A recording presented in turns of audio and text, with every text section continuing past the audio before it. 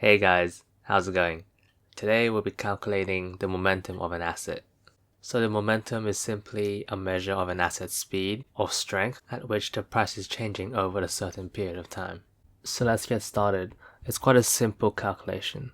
First, we want to import our Pandas library, and then we want to import our dataset into our data frame.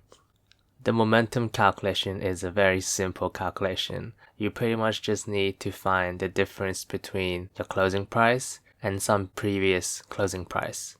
For today's example, we can just use 1. So basically, we're finding the difference between the current close and the previous close. Once you have the calculation, we want to put it into a column called momentum. And there you go. This is how you can calculate momentum. It's quite a simple calculation, but it can also be quite an important indicator when you're trying to build your own strategies. So let's have a look at our data frame after creating the momentum column. So if we run the script, and there you go, we successfully calculate the momentum in our dataset. I hope this is helpful. Even though the momentum is quite a simple calculation, it can be built upon to make more complex indicators. Thanks for watching.